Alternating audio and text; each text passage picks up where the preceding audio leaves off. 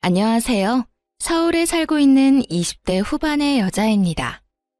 집에 있기보다는 외출해서 사람도 만나고 쇼핑도 하는 걸 좋아해서 사실 이런 채널을 즐겨 듣지는 않았어요.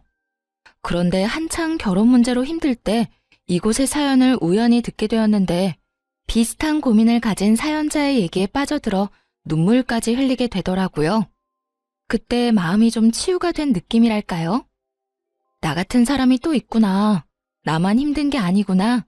이런 생각을 하면서요. 그렇게 이곳의 사연을 꾸준히 듣게 되었답니다. 그러다 보니 벌써 그 남자와 헤어진 지 1년 가까이 흘렀네요.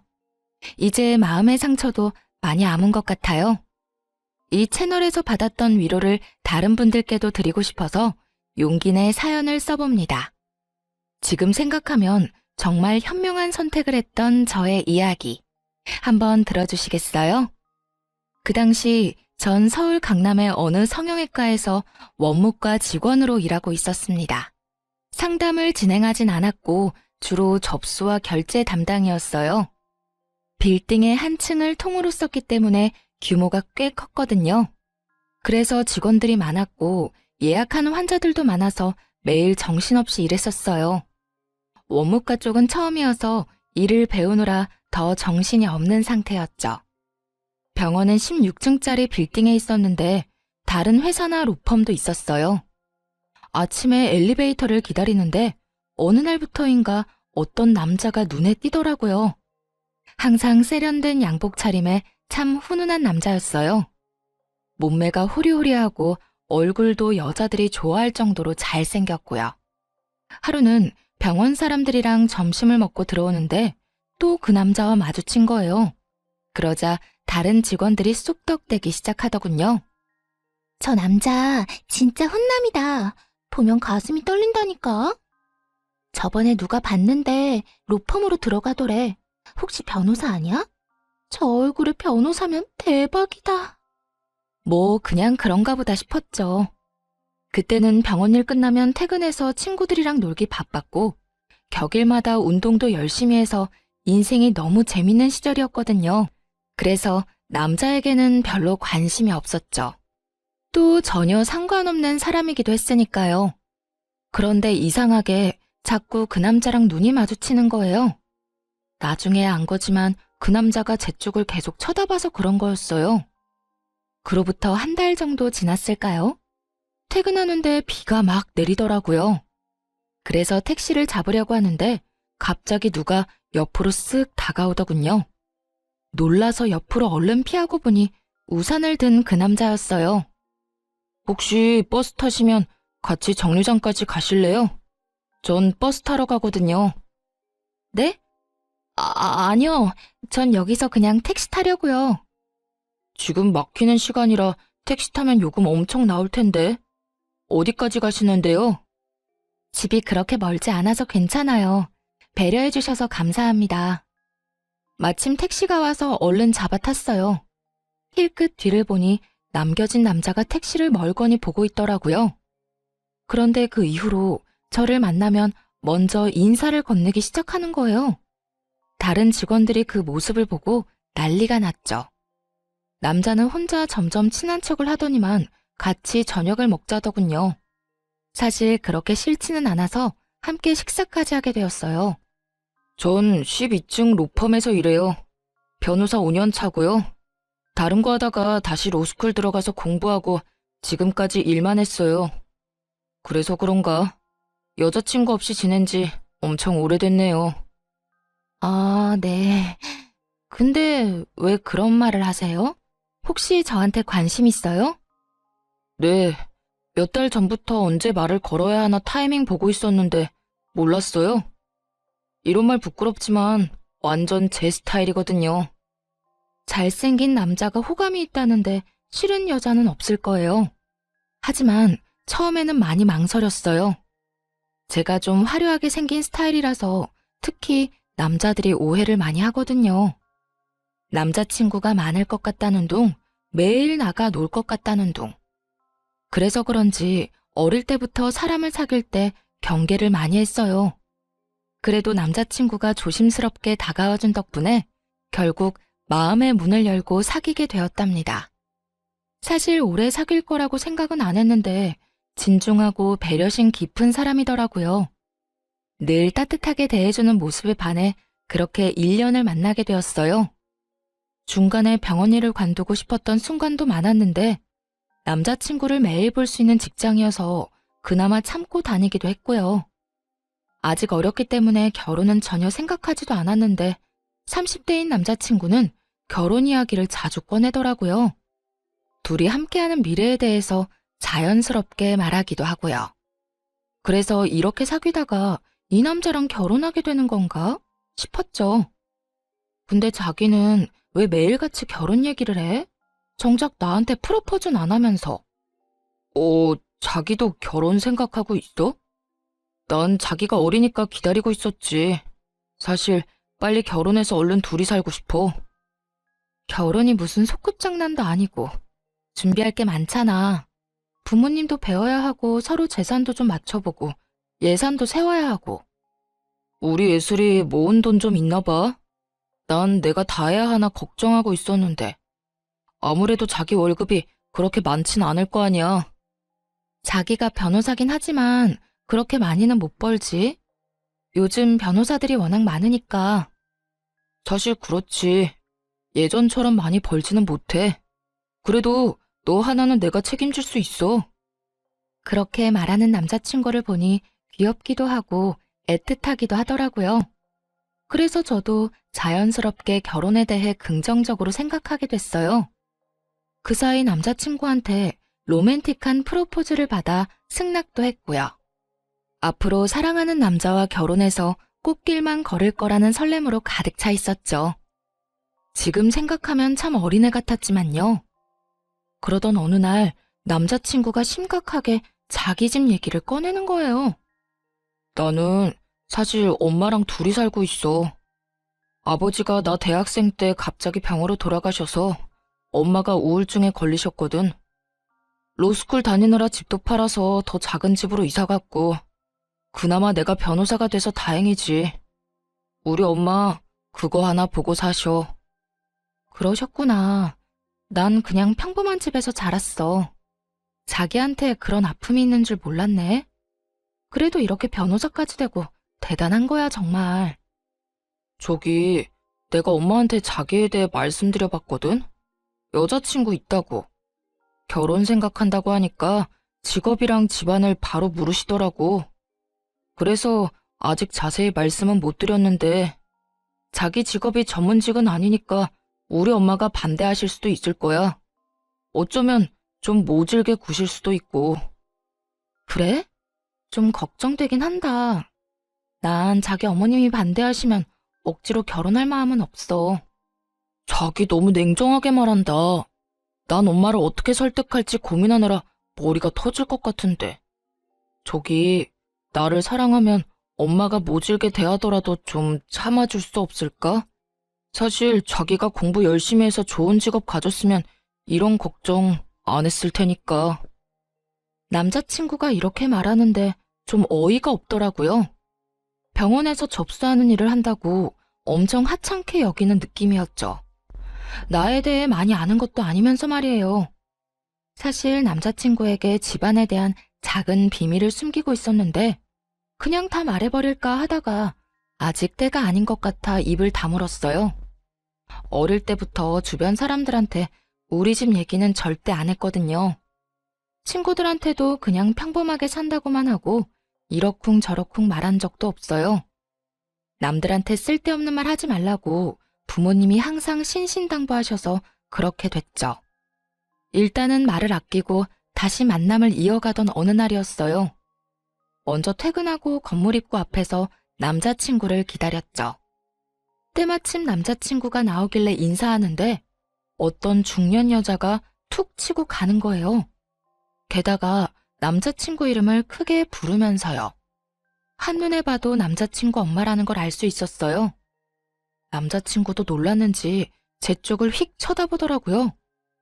엄마, 여기까지 웬일이에요? 언제 끝날 줄 알고요. 전화를 미리 하시죠.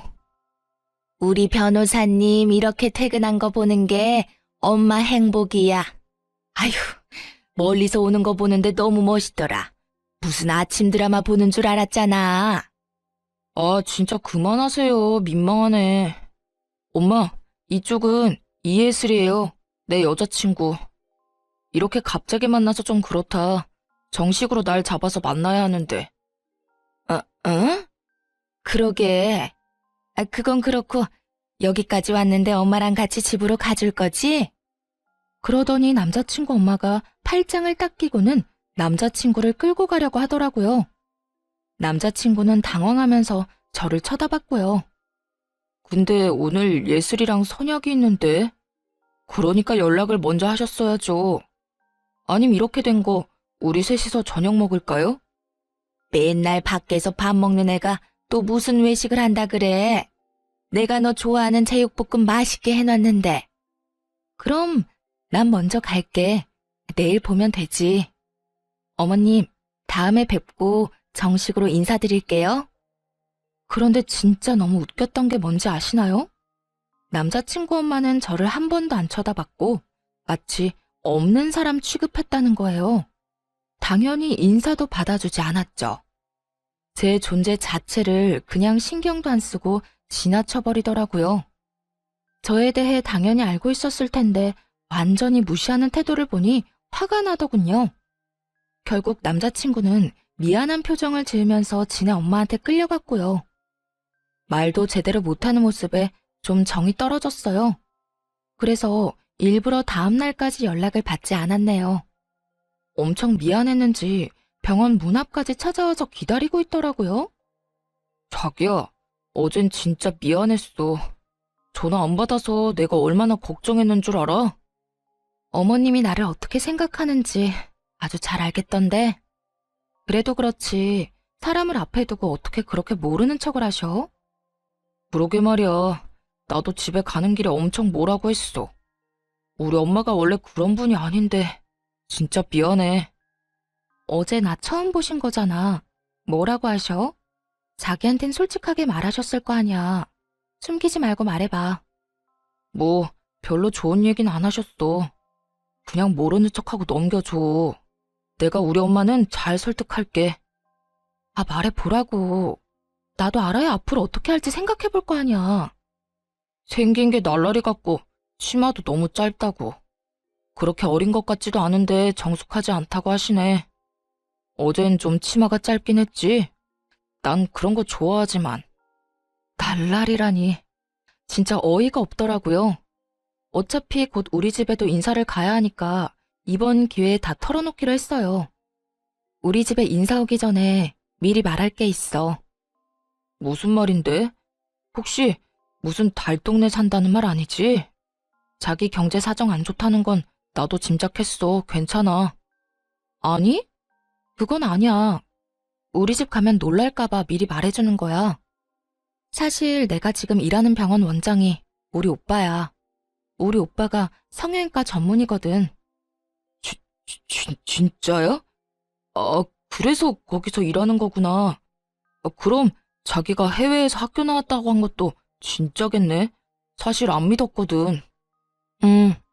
나 미국에서 대학 다니다가 사정이 있어서 다시 한국으로 돌아온 거야. 우리 집 못 살지 않아. 자기랑 결혼하려는 이유 중 하나가 뭔지 알아? 자기가 내 배경 안 보고 나 그대로를 사랑해줘서야. 암튼 일단 가보면 알겠지. 너무 걱정하지 마. 자기가 그렇게 말하니까 얼떨떨하면서도 좀 무섭네. 나 마음에 안 들어 하실까봐 걱정된다. 네, 맞아요. 사실 아버지께서 부동산으로 재산을 많이 불리셔서 부유하게 자랐답니다. 서울의 빌딩 포함해서 건물이 3채 정도 있는 걸로 알고 아버지는 임대업 전문으로 투자회사를 하고 계시고요. 다행히 오빠가 의사가 되어준 덕분에 저는 자유롭게 자랐어요. 그런데 디자인을 전공해 뉴욕으로 대학을 갔다가 교통사고로 다리를 다쳤거든요. 그래서 어쩔 수 없이 졸업을 못하고 귀국하게 된 거였답니다. 공부를 못하게 되니까 미래도 불투명해져서 심적으로 정말 힘든 시기였어요. 방황도 많이 해서 부모님 속도 많이 썩였죠. 방에만 처박혀 있으니까 보다 못한 부모님이 끌어내서 일을 시키신 거였어요. 오빠 병원에서 아르바이트라도 하라면서요. 확실히 규칙적인 일상을 보내고 사람들이랑 대화도 하니까 많이 건강해졌어요. 거기다 남자친구를 만나게 되면서 더욱 생기가 생기고 웃음도 많아져서 그런지 부모님도 벌써부터 남자친구를 좋게 생각하고 계시더라고요. 그래서 용기 내서 남자친구랑 집에 간다고 말씀드릴 수 있었죠. 드디어 우리 집에 인사하러 오는 날이 되었어요. 집을 본 남자친구가 말을 잃고 벙쪄 있더라고요. 여기가 자기 집이란 말이야? 그 뉴스에 나오는 강남에서도 비싼 펜트하우스잖아. 나 이런 데 처음 들어와 봐. 집으로 들어가니 부모님이 반갑게 맞아주셨고 같이 저녁을 먹었죠. 남자친구 집안에 대한 얘기는 거의 안 했어요. 아버지가 홀어머니 얘기를 들으시곤 한동안 아무 말도 안 하시더라고요. 아버지를 설득할 자신은 있었지만 은근히 걱정됐죠. 자네에 비해서 우리 딸이 아직 많이 어려. 그래서 난 사실 결혼시키고 싶지는 않네. 근데 우리 딸이 남자를 소개시켜준 게 처음이란 말이야. 또 어려운 집안 사정에도 변호사까지 된 자네가 대단하다고 생각하네. 예슬이 네가 잘 살 자신 있으면 엄마도 반대하진 않아. 근데 결혼이라는 건 정말 신중하게 결정해야 돼. 너희만 같이 사는 게 아니라 가족과 가족이 만나는 거야. 아버님, 어머님, 저를 믿어주십시오. 제가 예슬이에 비해 정말 부족한 것 잘 알고 있습니다. 그래도 온 힘을 다해서 예슬이 행복하게 해주겠습니다. 우리는 예슬이 정말 부족한 거 없이 키웠네. 근데 자네랑 결혼하면 고생하지는 않을까 걱정되는 건 사실이야. 지금 연봉이 그렇게 많지는 않은 것 같은데 앞으로 포부가 어떻게 되나? 네. 지금 다니는 로펌에서 3년은 더 일을 배울 생각입니다. 어디에 소속되면 변호사도 어떻게 보면 그냥 월급쟁이 아닌가. 지금 그 로펌 내년에 다른 데로 이전한다고 하던데 좀 도와줄 테니 그냥 자네가 로펌을 하나 차리는 게 어떤가? 괜찮은 변호사들 데려다가 덩치 키우면 되지. 비즈니스가 별게 아니야. 다 그렇게 시작하는 거지. 그 말을 듣고 남자친구 얼굴이 환하게 밝아지는 게 눈에 보이더라고요. 월급쟁이로 살다가 아버지가 로펌을 하나 차리게 도와주신다니 얼마나 놀랐겠어요. 우리 집에서 나와서도 흥분을 감추지 못하더군요. 아버님이 진짜 통이 엄청 크시다. 로펌을 차려주신다니. 자기를 만난 게 내 인생의 기적이야. 그동안 힘들게 살았는데 그래서 하느님이 자기 같은 귀인을 만나게 해주셨나 봐. 너무 앞서 나가지는 마. 내년 이후의 일이잖아. 지금은 우리 결혼 준비가 더 중요한 거 아니겠어? 그래서 말인데 우리 집에 대한 얘기는 자기 어머님한테 말 안 했으면 좋겠어. 왜 말을 하지 마? 우리 엄마 엄청 좋아하실 텐데. 가뜩이나 자기 마음에 안 들어 하셨는데 완전히 좋은 기회잖아. 그래서 싫다는 거야. 내가 날라리 같다고 싫어하셨는데 우리 집 배경 때문에 태도 달라지는 거 싫어. 나 사실 지금껏 살면서 주위 친구들이나 지인들한테 그런 상처를 많이 받았어. 자기 어머님도 나를 있는 그대로 봐주셨으면 좋겠어. 자기가 그런 것처럼. 뭐 자기가 그렇게 하고 싶다면 말은 안 할게. 어차피 상견례 하면 그때 아시게 되겠지. 그때까진 비밀로 할 테니까 우리 엄마랑 친해지는 노력 같이 해보자. 그렇게 몇 주일이 지났습니다. 그런데 어느 날 모르는 번호로 전화가 끊임없이 오더라고요. 전화를 받았더니 글쎄 남자친구 엄마였지 뭐예요. 내가 지금 집 주소 보낼 테니까 오늘 저녁에 집으로 좀 와라. 우리 형민이한테는 말하지 말고. 네? 오늘 저녁에요? 너무 갑작스러운데 주말에 오빠랑 같이 찾아뵈면 안 될까요? 아니 내가 오라면 오는 거지 뭔 말이 많아. 안 오면 네 손해니까 알아서 해. 다짜고짜 그렇게 차갑게 말하고는 끊어버리시더라고요. 그리고 바로 집 주소가 문자로 도착했어요. 정말 가야 하나 고민을 많이 했어요. 그래도 노력하는 게 맞는 것 같아서 일부러 백화점에서 과일 세트까지 사서 갔네요. 도착한 곳은 서울 변두리에 있는 작은 아파트 단지였어요. 주변에 산도 있어서 그런지 아늑해 보이더라고요. 초인종을 누르자 얼마 안 있다가 예비 시모가 문을 확 열어젖혔어요. 그리고 말도 없이 휙 들어가 버리길래 순간 당황했지만 우선 안으로 들어갔어요. 뭘 그렇게 두리번거려? 설마 서울 아파트 처음 보는 건 아니지? 내가 관심이 없어서 형민이한테 물어보지도 않았는데 넌 어느 동네 사니? 혹시 어디 달동네 사는 건 아니지? 어머님, 저번부터 말씀드리려고 했는데 말씀이 좀 지나치신 것 같아요. 저를 마음에 안 들어 하시는 건 알겠는데 그래도 좀 예의를 갖춰주세요. 뭐라고? 어디 어린 게 어른 앞에서 눈 똑바로 뜨고 예의 타령이야? 넌 지금 예의가 있어? 하긴 가정교육이 중요한 건데 뭐 그런 환경에서 자랐으니 내가 기대를 하면 안 되지. 도대체 사람을 어떻게 생각하고 있는 건지 예비 시모의 태도에 기가 막히더라고요. 그래도 꾹 참고 과일 바구니를 내밀었는데 예비 시모가 혀를 쯧쯧 찼답니다. 너 병원 접수원이라고 하던데 돈이 썩어나니? 이게 얼마나 비싼데 이렇게 척척 싸와? 이런 것만 봐도 네 머리가 얼마나 텅텅 비었는지 알겠다. 어머님께서 과일 좋아하신다고 해서 일부러 멀리까지 가서 사온 거예요. 그냥 맛있게 드셔주세요. 그렇게 많이 안 비싸요. 아이고, 이게 안 비싸다고? 네 수입이 뻔한데 낭비가 너무 심한 거 아니니? 데이트할 때 우리 아들 돈 다 털어먹는 거 아니야? 힘들게 돈 벌어서 뭔 짓인지. 저 오빠랑 데이트 비용 반반씩 내거든요. 마음에 안 드신다고 해도 왜 그렇게 절 대하시는지 잘 모르겠네요. 저는 그냥 어머님이랑 친해지고 싶어서 온 거예요. 우리 아들 구워 삶은 것도 모자라서 나도 어떻게 해보려고? 어림도 없지. 그래, 우리 아들이랑 그렇게 결혼하고 싶으면 오늘 저녁 좀 차려봐. 내가 우리 아들 밥 하나는 참 잘해 먹였어. 너랑 결혼했다가 라면만 먹게 할 순 없으니까 요리 솜씨가 어떤지 좀 보자. 만약 제대로 못하면 절대 우리 아들이랑 결혼 못할 줄 알아. 저 말 들으니 진짜 기가 막히더라고요. 저요, 여태껏 밥 한 번 안 하고 자랐어요. 자랑하는 게 아니라 항상 집에 도우미 아주머니가 계셨거든요. 앞으로도 청소며 요리에 매달릴 생각 없었고요. 그리고 결혼하면 둘이서 알아서 밥 차려 먹고 잘 살 텐데 예비 시모가 말하는 것을 들으니 무슨 노예를 구하는 것 같았죠. 저는 결혼해도 일할 거예요. 집에서도 요리해 본 적 없고요. 부모님도 저한테 밥 차리라고 말씀하신 적 없어요. 무슨 며느리 뽑는 선발전 하는 것도 아니고 밥 못하면 결혼 못한다고 말씀하시는 게 너무 어이가 없네요. 저 그만 가볼게요. 이거 말하는 꼬락서니 좀 봐. 야, 너 거기 안 서? 나가기만 해봐. 당장 부엌으로 들어가. 예비 시모의 눈이 갑자기 휙 돌더니만 제 목덜미를 잡아채더군요.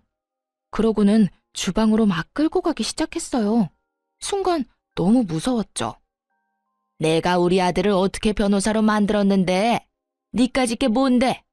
가진 게 없고 이뤄놓은 것도 없으면 뭘 해줄 수 있는지 보여줘야 하는 거 아니야? 집에서 우리 아들 수발 잘 들고 밥이라도 잘해야 할 거 아니야? 예비 시모를 확 밀치며 말했어요. 이게 무슨 짓이에요? 사람 죽일 일 있어요? 그쪽 아들이랑 결혼 안 하면 되죠? 당장 헤어져 줄게요. 이제 만족하세요? 비켜요. 그대로 달려서 현관문으로 갔죠. 눈물이 하염없이 나고 목은 너무 아프고 살면서 이런 일은 처음이었어요. 그때 정말 짠 것처럼 남자친구가 들어오더군요. 제 얼굴을 보고는 깜짝 놀라 자기 엄마한테 무섭게 소리치기 시작했어요. 이게 뭔 짓이에요? 내가 예슬이 부르거나 연락해서 이상한 짓 하지 말라고 했죠? 변호사가 뭐 그렇게 대단하다고 만나는 여자들마다 떼어놓으려고 난리냐고. 진짜 미쳤어요? 예, 난 다 너를 위해서 그러는 거지. 그깟 변호사라니.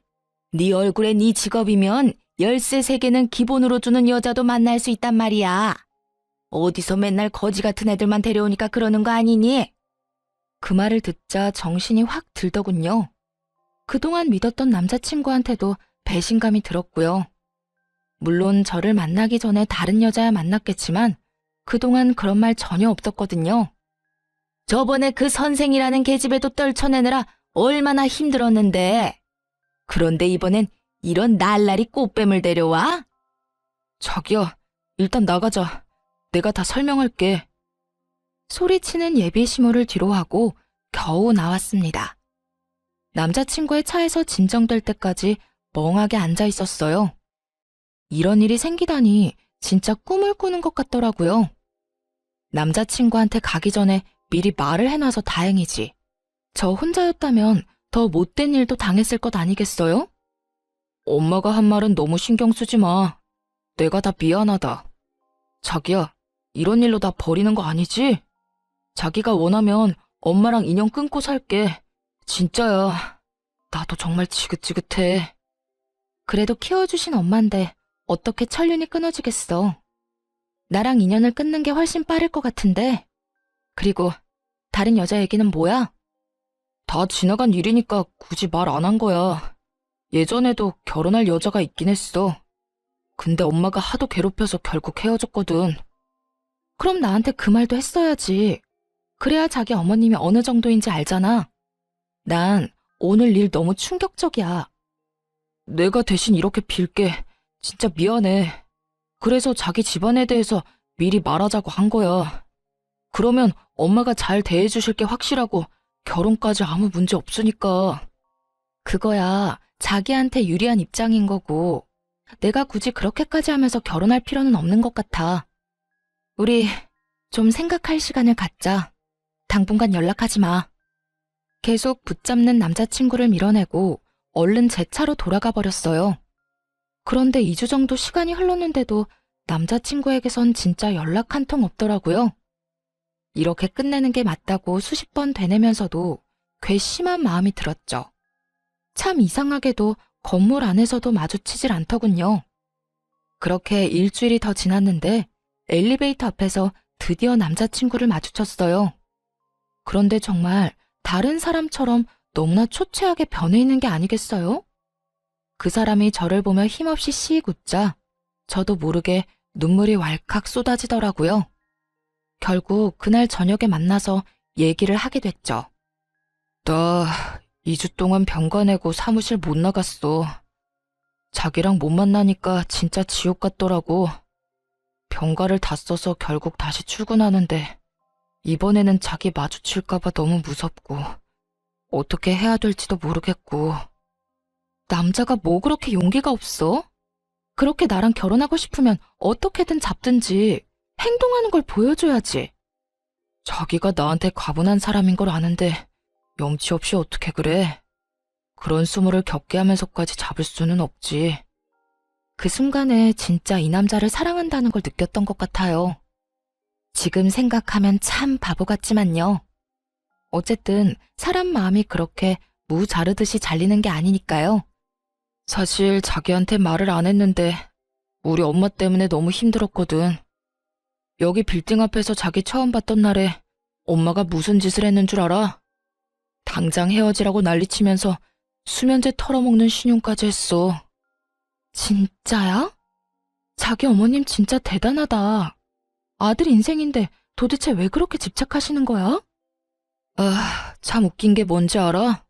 그게 처음도 아니라는 거야. 전에는 응급실 가서 쇼하고 난리도 아니었어. 근데 의사가 나한테 조용히 그러더라. 수면제가 아니라 비타민이었다고. 그래서 이젠 어머니가 그런 쇼를 해도 아무렇지도 않더라고. 사실 약이 아니라 비타민인 거 다 아니까.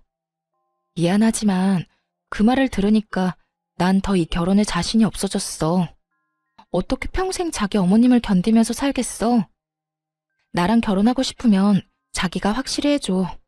우리 집 얘기 안 하고 결혼 승낙 받아내. 그리고 절대 우리 결혼 생활에 터치 안 하시겠다고 확답 받아줘. 억지스러워 보여도 그게 내 조건이야. 그게 안 되면 앞으로 나한테 더한 요구도 할 뿐인 것 같아. 그러자 남자친구가 갑자기 무릎을 꿇더니 펑펑 울기 시작하더라고요. 내 평생 자기만큼 사랑한 여자는 없어. 자기를 지키기 위해서라면 뭐든지 할 거야. 어떻게든 엄마가 우리 일에 더 이상 참견 못하게 내가 확실히 정리할게. 나 조금만 기다려줘. 우리 안 헤어지는 거 맞지? 남자친구가 울면서 사정을 하기도 했고, 저도 사랑하는 마음이 컸기에 우선은 일을 해결할 때까지 지켜보기로 했죠. 다시 만나니까 제 마음도 안정되는 게 느껴졌답니다. 그래도 사랑이 있으니 힘든 난관을 견딜 수 있을 거라는 순수한 믿음이 있었죠. 며칠 뒤 그 일이 있기 전까지는 말이죠. 병원에서 일하고 있는데 낯익은 여자가 저를 째려보며 들어오는 거예요. 눈을 다시 비비고 볼 정도로 이 상황이 믿기지가 않았어요. 맞아요. 남자친구의 어머니였어요. 그대로 얼어붙어서 예비 시모가 다가오는 걸 바라보고 있었죠.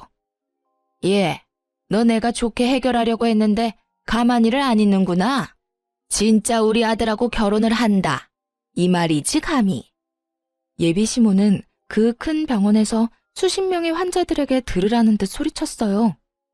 놀라서 제 옆으로 다가온 다른 직원들이 예비 시모를 말리기 시작했죠. 무슨 일인지는 몰라도 나가주세요. 여기 지금 영업하고 있는데 뭐 하시는 거예요? 내가 여기 왜 왔는지는 저 맹랑한 계집애한테 물어봐. 화병이 나서 지금 쓰러져 죽을 판이야. 어디서 꽃뱀 주제에 우리 아들을 넘봐? 여기 있는 사람들한테 한번 다 말해볼까? 누구 편을 드는지? 지금 여기 사람들 많으니까 나가서 얘기하세요. 아무리 그래도 일하는 직장에 오셔서 지금 뭐 하시는 거예요? 이까지 접수대에서 일하는 주제에 뭔 대단한 거 한다고. 너 대학이나 제대로 나왔어? 너 같은 애들 뻔하지. 반반한 얼굴 하나 믿고 잘난 남자 꼬시려고 하는 거 내가 모를 것 같아? 너 당장 우리 아들한테서 떨어져. 그 확답 받을 때까진 난 절대 여기서 안 나간다. 그러고는 예비 시모가 갑자기 정수기 쪽으로 가더니 컵에 찬물을 담기 시작했어요. 하도 열을 내더니 물 마시려는가 보다 하는 찰나에 그걸 저한테 확 뿌린 거 있죠. 그 많은 사람 앞에서 물까지 뒤집었으니 정말 너무 화가 나고 견딜 수가 없더군요. 사람들이 수군대는 소리가 들려왔어요. 이에 질세라 탕비실로 가서 큰 물통에 물을 한가득 떠 예비 시모한테 확 뿌렸죠. 나 절대 당신 아들이랑 결혼 안 해. 걱정 붙들어 매세요. 나중에 절대 후회하지 말고 나한테 구질구질하게 매달리지 말아요. 알았어요? 이게 진짜 미친년이네. 감히 나한테 물을 뿌려? 내가 너한테 매달린다고? 지나가던 개가 웃겠다. 너나 지금 네가 한 말 꼭 지켜. 우리 아들 앞에 다시 나타나지 마. 밖에서 한바탕 소동이 일어나니 당연히 진료실 안까지 그 소리가 다 들렸겠죠. 진료를 보던 오빠가 나오더니 놀라서 얼른 저한테 달려왔어요. 이게 지금 다 무슨 일이야? 누가 진료 중인 병원에 와서 이런 짓을 하는 거야? 예슬아, 뭔 일이야? 설마 그 아줌마야? 오빠의 목소리를 들으니 갑자기 서러움이 몰려와서 눈물이 나더라고요. 6살 위인 오빠가 저를 어릴 때부터 엄청 귀여워했거든요. 처음에 고백받았다고 했을 때 병원이랑 로펌이 같은 건물에 있다 보니 오빠가 다른 사람들 통해서 남자친구에 대해 알아봐 주기도 했고요. 사귀는 것도 오빠한테 제일 먼저 말했고 남자친구랑 같이 식사도 몇 번 했어요. 예비 시모에 대해서도 유일하게 알고 있는 사람이 우리 오빠였답니다. 그 집에서 큰일을 당하고 왔을 때 오빠가 엄청 화내면서 당장 헤어지라고 해서 그 후에 다시 남자친구를 만나는 것도 말 못했었어요. 그런데 오빠 병원에서 이런 일이 생겼으니 정말 너무 민망해서 미치겠더군요. 아줌마, 남의 병원에 와서 영업 방해, 기물 파손에 뭐 하는 짓이에요? 아들이 변호사라면서 법에 대해 잘 모르시나 보네. 지금 당장 고소당하고 싶어요? 네? 아니, 그게 아니고 여기서 일하는 직원이 꽃뱀이라고요. 그거 알고 있어요? 얘 당장 잘라요. 병원 이미지 나빠진다고. 뭔 말도 안 되는 소리를 하고 있어요. 그쪽이 여기서 물 뿌리고 난리쳐서 고소할 거라는데 우리 예슬이한테 한 짓도 명예훼손 처리할 거니까 당신 아들한테 잘해보라고 해요. 아니, 우리 아들 얘기가 왜 나와요? 그리고 우리 아들이 변호사인 건 의사 선생님이 어떻게 알아요? 아줌마, 얘가 내 하나밖에 없는 동생이에요. 알았어요? 그쪽 아들도 내가 몇 번 만났고 아줌마가 한 패약질도 다 들어서 알고 있다고. 아주 간신히 참고 있는데 사람 열받게 하시네. 당장 여기서 안 나가요? 아이, 말도 안 돼. 얘가 친동생이라고요? 그럼 왜 말을 미리 안 했어? 오빠가 의사면 집에 돈 좀 있을 거 아니야? 미리 말했으면 내가 이렇게까진 안 했지. 그쪽이 이렇게 나올까봐 말 안 한 거예요. 아줌마, 내가 아까 말했죠? 나한테 매달리거나 후회하지 말라고. 그리고 하나 더 말해줄까요? 이 빌딩 우리 아빠 거예요. 너네 아버지 빌딩이라고? 아니, 그게 진짜야? 그럴 리가 없는데. 너 우리 아들이랑 결혼하려고 지금 의사 가운 입힌 사기꾼 앞세워서 쇼하는 거지? 생각하는 거 하고는. 아줌마, 아침 드라마 작작 봐요. 정확히 말해주면 이 빌딩 이제 우리 예슬이 거예요. 얼마 전에 증여해 주셨거든. 부모님이랑 내가 얼마나 애지중지하는데 아줌마가 뭔데 내 동생한테 몹쓸 짓을 해? 아, 진짜 안 되겠다. 너 오빠한테는 헤어졌다고 했잖아. 오빠가 한숨 쉬며 어디론가 전화를 걸었어요. 상대가 누구인지는 안 봐도 바로 알 수 있었죠. 5분도 안 돼서 사색이 된 남자친구가 뛰어왔는지 숨을 몰아쉬며 들어왔거든요. 남자친구는 자기 엄마 모습을 보고는 울상을 지었어요. 내가 제발 가만히 있으라고 했죠. 도대체 엄마가 뭔데 내 인생에 이래라 저래라 하냐고요. 내가 엄마 때문에 얼마나 불행한지 알아요? 도대체 어디까지 나를 끌어내릴 거냐고. 남자친구 엄마는 그 절규를 듣고 그제야 느낀 모양이었어요. 뭔가 상황이 심상치 않게 돌아간다는 것을요. 남자친구가 무릎을 꿇은 채 제 바지를 잡고 매달리며 울기 시작했어요. 그 모습을 보고 가슴이 아팠지만 이미 우리 관계는 돌이킬 수 없었죠. 자기한테 나쁜 감정은 없지만 우리는 결혼할 수 없을 것 같아. 이제 헤어지자. 나는 당신 어머님이랑 한 가족이 돼서 살 수가 없어. 제발 여기서 나가줘. 예슬아, 제발 나한테 한 번만 더 기회를 줘. 난 진짜 너를 사랑한다고.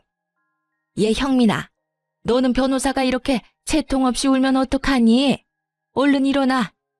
근데 얘가 진짜 이 건물주 딸은 맞는 거니? 이제 와서 그게 중요해요? 나 예슬이랑 헤어지면 엄마랑도 연 끊고 살 거예요. 알았어요? 이제야 상황 파악이 됐는지 남자친구 엄마가 부드러운 목소리로 말하더군요. 예, 아가야. 내가 우리 아들을 생각하는 마음에 큰 실수를 한 것 같다. 우리 좀 진정이 되면 다시 얘기하자. 일하는 데 와서 미안하다. 오늘 이후로 다신 아줌마랑 마주칠 일 없을 거예요. 상황 다 알았으니까 이제 그만 가주세요. 지금 안 나가면 진짜 경찰 부릅니다. 강 과장님, 빨리 처리 좀 부탁드릴게요. 얼른 정리하고 정상 진료합시다. 원무과 과장님이 남자친구와 남자친구 엄마를 억지로 끌고 병원 밖으로 나갔어요. 오빠랑 직원들한테 이 일을 어떻게 설명해야 하나 정신이 아찔한데 문 밖에서 남자친구 엄마의 목소리만 또렷이 들려오더군요. 원무과 과장님한테 글쎄 뭐라고 했는지 아시나요?